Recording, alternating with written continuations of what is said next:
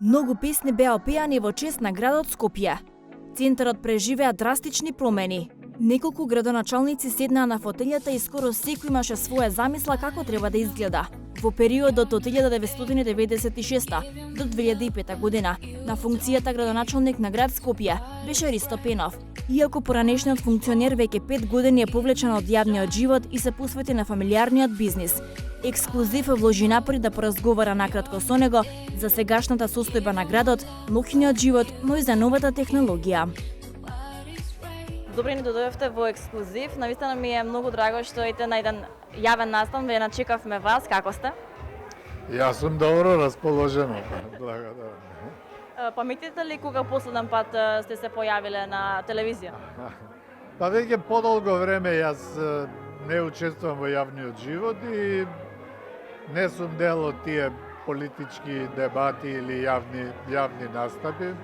Па сигурно 5-6 години не сум се појавил на телевизија.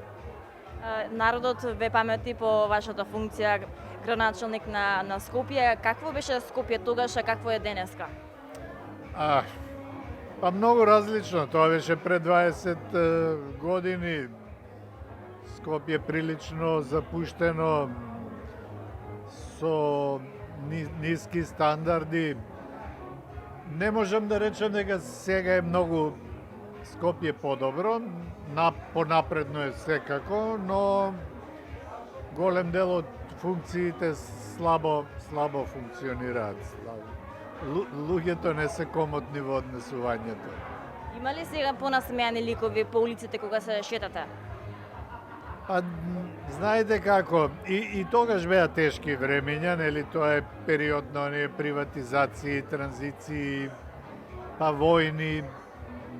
Меѓутоа, не гледам дека насметката стигнала до лицата на скопјани. А каде вие љубите да посетувате места низ Скопје? Сигурно има ваше омилено место од времето. Па не, јас сум секаде се движам. Утринско кафе традиционално пиеме во Корзо и потоа денот започнува. Каков е вашиот ден генерално? Како се движи? Па релаксиран. Не сум ништо посебно ангажиран. Со децата, со семејството водим еден фамилиарен бизнис во кој синовите и снаите се главните. Интересен тек низ вашиот живот. Верувам дека и со многу предизвици за кои што сега кога сте настрана од јавниот живот, кога ќе погледнете што се сте направиле во ваше време, дали за нешто се каете или сте посакале да го промените тој дел од и вашиот живот? Па не можам да речем дека сега ако зборуваме за градоначалничкиот период, тоа што е направено, јас се уште со гордост по него се движам, го гледам, се возам. И тие се убави проекти. Не можам да речем дека се кајам, но тогаш имавме многу мали буџети, многу малку ингеренции за да можеме да решаваме поголеми проблеми во градот. Денес е сосема поинаква состојбата, но веројатно и проблемите се поголеми, потешки, поскапи за решавање.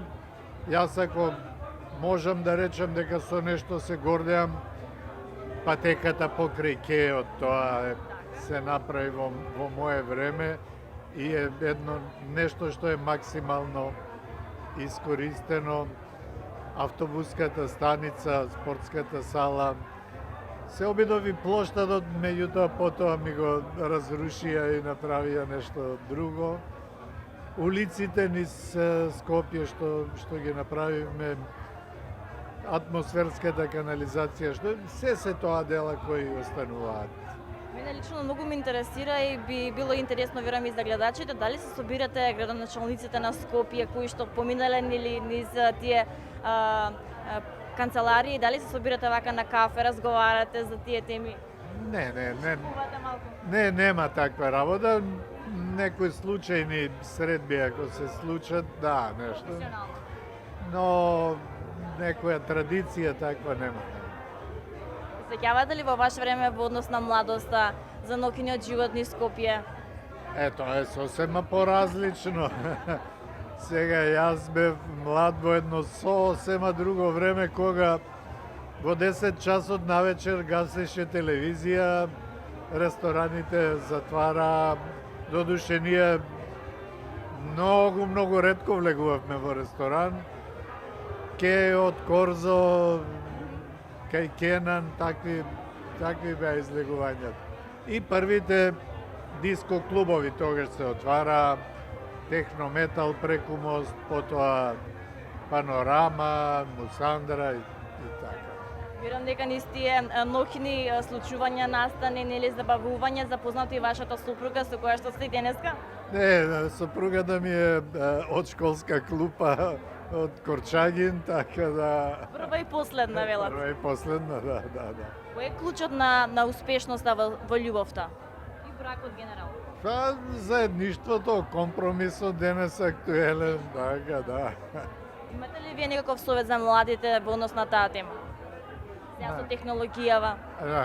На тема љубов ја не можам да давам совети, но можам да кажам да младоста треба да се посвети на учењето. Тоа е време за учење, за стекнување знаење и потоа да се збираат плодовите. Кога во младоста тој ќе се пропушти, не се надоместува.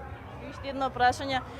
Забележав во некои од вашите изјави кажувавте дека во ваше време на самите седници сте се забавувале со Nokia, нели, со такви игри, а сега технологијата отиде толку напредно што вие се сноѓате? Тогаш за прв пат излегува првите мобилни и ретко кој имаше мобилен телефон. Јас по функција добив. Така што денешнава технологија е тешка за мене за да ја... Добро оди со тачот? Тешко.